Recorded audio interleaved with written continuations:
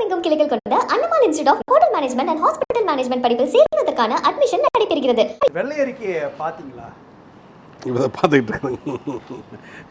பல விஷயங்களை கடுமையாக விமர்சிக்கிறார் இல்லையா? 60 ஆண்டுகளுக்கு பிறகு இல்லாத அந்த கடன் சுமைன்றது கடந்த 5 ஆண்டுகளில் திமுக ஆட்சி காலத்தில் உருவாக்கப்பட்டிருக்குது அப்படின்னு சொல்கிறாரு. அதே மாதிரி நிதி பற்றாக்குறை, கடன் சுமை அதிகரிக்கிறது. ஒரு 3 ரூபா 1 ரூபா நம்ம எடுக்கணும் அப்படின்னா 3 ரூபாய் செலவு பண்ண வேண்டிய ஒரு சூழல்லாம் இருக்குன்றார் இல்லையா? இதெல்லாம் எப்படி நம்ம புரிஞ்சிக்க வேண்டியிருக்குது? திமுக ஆட்சியின் மீதான விமர்சனமாக பார்க்க வேண்டியது இருக்குதா? இல்லை, இப்போ அவைக்கா இப்போ தான் ஆட்சியில் வந்திருக்கு. நிறைய திட்டங்கள்லாம் அவங்களுடைய தேர்தல் அறிக்கையில் சொல்லியிருக்கிறாங்க. தங்கம் திட்டம், அப்புறம் 2500 ரூபா இன்க்ரீஸ் பண்ணுறது, மற்றவர்களுக்கு நிறைய செலவுகள் அதிகரிக்கக்கூடிய திட்டங்கள் எல்லாம் அவருடைய ஆட்சி அறிக்கையில் சொல்லியிருக்கிறாங்க. திமுக அரசினுடைய நிதிநிலை அறிக்கை இது மட்டும் இல்லை, இதுக்கு முன்னாடியே தெரியும் 10 லட்சம் கோடி அவங்க கடனில் இருக்குது அப்படின்னு சொல்லிட்டு முன்னாடியே தெரியும். ஆட்சி பொறுப்பேற்கும் போது 2021 கிட்டத்தட்ட 5 லட்சம் கோடியாக இருந்தது. அதுக்கப்புறம் 9 லட்சம் கோடியாக மாறுதுன்னு சொல்லியிருக்காங்க. அதனால் நிதிநிலை அறிக்கை தமிழகத்தில் இப்போ இருந்தது கிடையாது, இது முன்னமே இருந்த விஷயம்தான். ஏன் இந்திய அரசில் கூட கிட்டத்தட்ட 146 லட்சம் கோடி கடனில் தான் இருக்குன்னு சொல்கிறாங்க. இந்தியாவுடைய நிதிநிலை அறிக்கை வெள்ளை அறிக்கை போட்டு பார்த்தோம்னா இது பிஜேபி அரசுடைய இப்போ கரண்ட் ரேட்டில் 146 லட்சம் கோடி கடனா, அந்த அளவுக்கு கடன் இருக்குது. அப்போது கடன் இருக்கா இல்லையா அப்படிங்கிறது இல்லை, கடனில் எப்படி ஆட்சியை நிர்வகிச்சு போகிறோம் அப்படிங்கிற கணிப்பில் தான் தாவேக்கா பயணிக்கணும், அவ்வளோதான். இல்லை, இதில் நிதி ஆயோக் கூட்டத்தில் பேசுகிற முதலமைச்சர் விஜய் சொல்லும் பொழுது 2வது பொருளாதார வலுவாக இருக்கக்கூடிய ஒரு மாநிலமாக தமிழ்நாடு இருக்குன்னு சொல்கிறதும், நிதியமைச்சர் மரிய வில்சன் இங்கே பேசும்பொழுது திமுக ஆட்சி 5 லட்சம் கோடியிலிருந்து 10 லட்சம் கோடியாக கடன் சுமை அதிகரிச்சிட்டாங்க, மகாராஷ்டிரா குஜராத்தை விட பொருளாதாரத்தில் பின்தங்கிய ஒரு பகுதியாக தமிழ்நாடு மாறி இருக்குன்னு சொல்கிறீங்க. இது ஒரு கான்ஃப்ளிக்டாக தெரியல, அது முரண்பாடான ஒரு அம்சமாக மாறுது இல்லையா? இல்லை, தமிழகத்தை பொறுத்த வரைக்கும் நம்ம கடனில் இருந்தாலும் பல அரசில் முதலீடுகள் நிறைய இழுத்துருக்குறாங்க, அது மறுக்க முடியாது. ஏன் இப்போ வின்ஃபாஸ்ட்னு சொல்லக்கூடிய தொழிற்சாலை கூட பார்த்தீங்கன்னா அதனுடைய தொழிற்சாலை இப்போ காரு உற்பத்தி பண்ணி காரு ஏற்றுமதி பண்ணிட்டாங்க.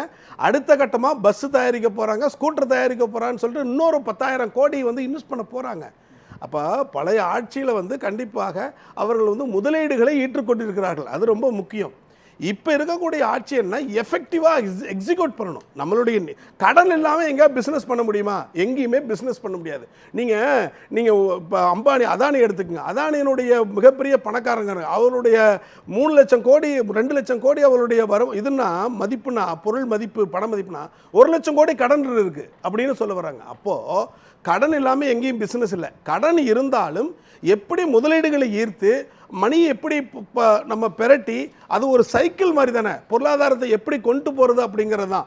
அதனால் எல்லாருமே முதல் வச்சுக்கிட்டு பிஸ்னஸ் பண்ணுறதில்ல. அதனால் நிதிநிலை அறிக்கை என்பது முன்ன இருக்கக்கூடிய கடனில் தான் இருக்காங்க. பட் அந்த கடனில் இருந்தாலும் போன ஆட்சிகள் நிறைய திட்டங்களை எக்ஸிக்யூட் பண்ணியிருக்கிறாங்க. சில திட்டங்கள் கடைசியில் 2020 2025 எக்ஸிக்யூட் பண்ணியிருக்கிறாங்க. இது போகிறது தான் நம்ம தாவேக்கா பார்க்கணும். இதை ஒரு சாக்காக காரணம் காட்டி அவர்களுடைய எக்ஸிக்யூஷனில் அவங்க குறை சொல்லிடக்கூடாது. இப்போ அதுக்கு தான் பிளான் பண்ண, அதுதான் ரொம்ப முக்கியம். இல்லை சார், அவங்க சொல்லும்போது சொல்கிறாங்க கொரோனா பேரிடர் காலத்தில் ஏற்பட்ட செலவை விட கடந்த 5 ஆண்டுகளில் அதிகமான செலவை தமிழ்நாடு சந்திச்சிருக்குது, வருவாய் இல்லாத செலவு அதிகரிக்குது, கடன் சுமை அதிகரிக்குதுன்றாங்க. இல்லை, வருவாய் இல்லாமல் கடன் சுமை அப்படிங்கிறது இன்னும் ஆராய்ஞ்சு தான் பார்க்கணும், அது தெளிவாக தான் பார்க்கணும். வருவாயே இல்லாமல் கடன் வாங்கி வாங்கி பண்ணிட்டு இருக்காங்கன்னு இல்லை, ஏன்னா வளர்ச்சி கண்டிருக்கு. ஏன்னா நிதி ஆயோக்கினுடைய அறிக்கையில் கூட பார்த்தீங்கன்னா இந்தியாவுடைய தரவுகள் புள்ளியில் தமிழகத்தில் பொருளாதாரம் கண்டிப்பாக இந்தியாவில் இருக்கக்கூடிய சராசரி வேறு உயர்ந்திருக்குது. கல்வியில் உயர்ந்திருக்குது, 2வது மருத்துவத்தில் உயர்ந்திருக்குது, தொழிற்சாலையில் உயர்ந்திருக்கு, பெண்கள் கல்வியில் உயர்ந்திருக்குது. இது எல்லாம் யார் அறிக்கை கொடுத்துருக்குறாங்க அப்படின்னா ஒன்றிய அரசு கொடுத்துருக்கக்கூடிய அறிக்கையில் இருக்குது. அதில் தனி மனிதனுடைய வருமானம் மற்ற மாநிலத்தினுடைய வருமானத்தை விட அதிகமாக இருக்குது. சராசரி வருமானம் மற்ற மாநிலத்தினுடைய வருமானம், தனிநபர்களுடைய வருமானம் மிக மிக குறைவு. கடன் இல்லாத ஒவ்வொருத்தனுடைய கடன் இல்லாத நிலைமை கூட மற்ற மாநிலத்தினுடைய குறைவாக இருக்குன்னு சொல்லிட்டு ஒன்றிய அரசினுடைய அறிக்கை சொல்லுது.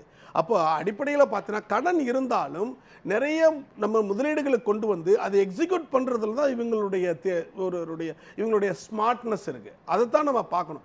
அப்போ கடன் இருக்குது அப்படிங்கிற ஒரு காரணத்தை வச்சு இவங்க தவறான ஒன்று திட்டங்களை சரி செய்வதிலும் மற்ற எக்ஸிக்யூட் பண்ணதிலையும் கோட்டை வெட்டக்கூடாது. அதுதான் நம்ம சொல்லுவோம். இப்போ இந்த இடத்துல நம்ம இதை எப்படி இந்த தாவேக்காவுடைய வெள்ளை அறிக்கையை புரிஞ்சு, ஒன்று தமிழ்நாட்டினுடைய பொருளாதாரத்தை மீட்பதற்கான இப்படி பொருளாதார கட்டமைப்பை வச்சுட்டு போயிருக்கிறாங்க, நாங்கள் இதிலேருந்து மீண்டு வரணும் அப்படின்ற விஷயத்த சொல்கிறாங்களா?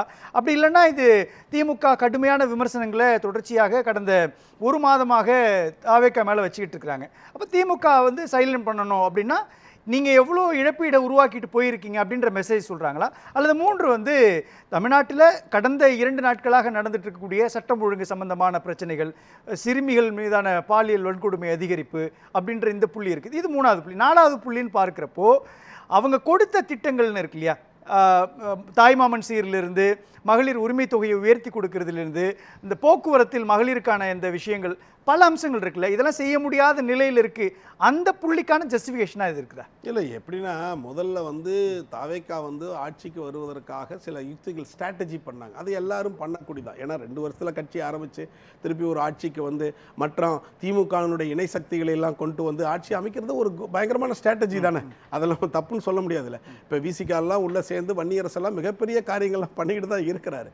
அப்போ இவங்க வந்து ஸ்ட்ராட்டஜி ஃபஸ்ட்டு வந்து திமுக தீய சக்தின்னு சொல்லியாச்சு, ஸ்ட்ராட்டஜி முடிஞ்சு போச்சு.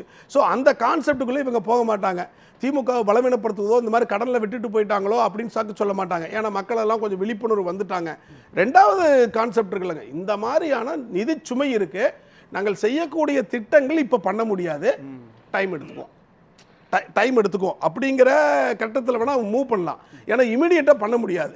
இப்போ மின்சாரம் கூட பார்த்தீங்கன்னா 200 யூனிட் கொடுத்தாங்க, எல்லாத்துக்கும் கொடுக்குறனாங்க 200 யூனிட் கொடுத்தாங்க. விவசாய தள்ளுபடி கடன் கூட பார்த்தீங்கன்னா அதில் கொஞ்சம் சலுகை தான் கொடுத்துருக்குறாங்க. அப்போது சொல்லக்கூடிய திட்டங்கள் செய்யக்கூடிய திட்டங்களை நாங்கள் செய்வோம், கொஞ்சம் டைம் எடுத்துக்கலாம் அப்படின்னு தான் இந்த வெள்ளை அறிக்கை முன்னுதாரணமாக வச்சு தான் பண்ணுவாங்க அப்படிங்கிறதா அவங்களுடைய திட்டமாக. ஆனால் முதலமைச்சராக ஜோசப் விஜய் பதவியேற்று முடிந்த பொழுது நடந்த அந்த உரையில் சொல்கிறார் இல்லையா, கடன் சுமை அதிகரிச்சிட்டாங்க, பொருளாதாரத்தை நசுக்கிட்டாங்க, பின்னோக்கிய தமிழகத்தை கொண்டு வந்துட்டாங்க அப்படின்னும் பொழுது இதனால் நாங்கள் அறிவித்த திட்டங்களை செய்யாமல் விட்டுடுவோம் அப்படின்லாம் நீங்கள் சந்தேகப்பட வேணான்னு ஒரு நம்பிக்கையை கொடுத்துருக்கிறார் இல்லையா? அப்போ நீங்கள் சொல்கிற இந்த ஃபேக்டர் அதுக்குள்ளே வராது இல்லை? இல்லை வரும். என்னங்க சார், இப்போ வந்து ஒரு அட்ரஸ் பண்ணும்போது நம்ம கடன்லேயே இருந்தால் கூட அட்ரஸ் பண்ணும்போது கடனாக இருந்துருச்சு, தமிழகம் போயிடும், ஒன்றுமே பண்ண முடியாது அப்படின்னு ஒரு பாசிட்டிவ் எனர்ஜி கொடுக்காம நெகட்டிவ் எனர்ஜி கொடுத்தா மக்கள் என்னவாக இருப்பாங்க?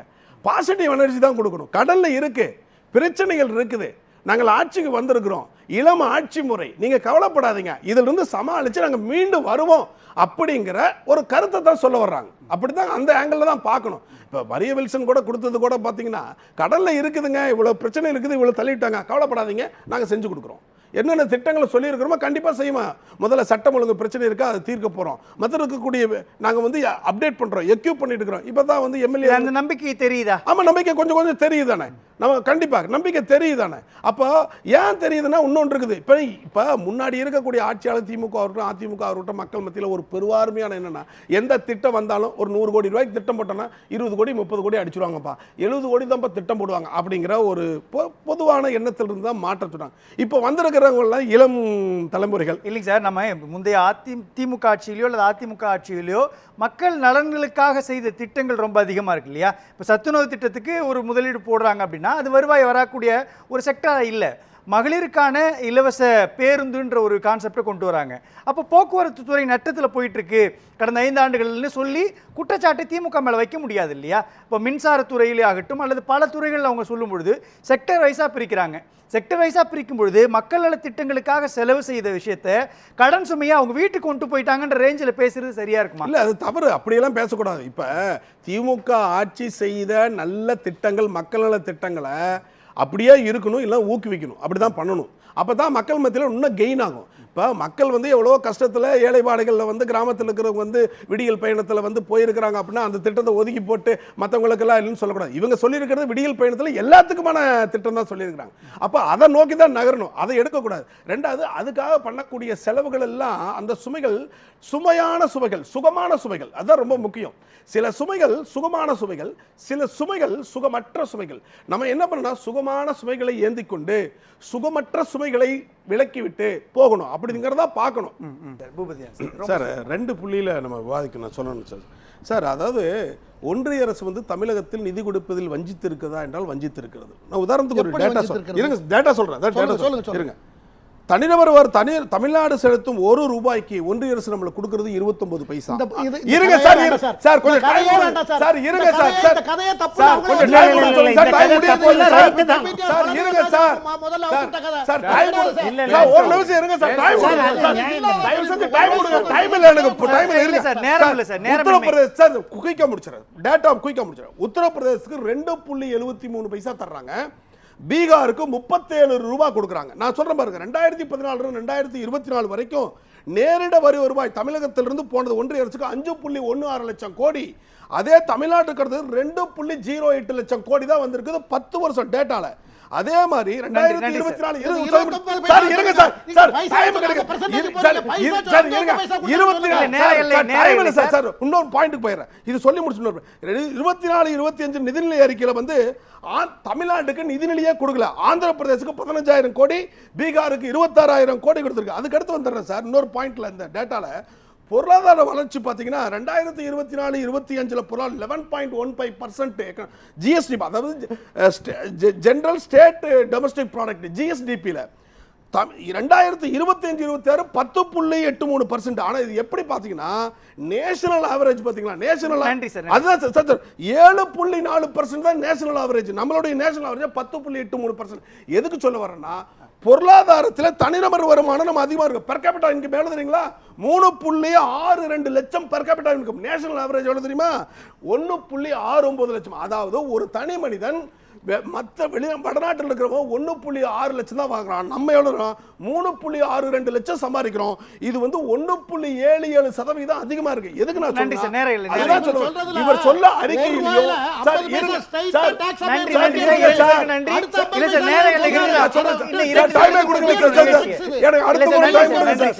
நன்றி சார்.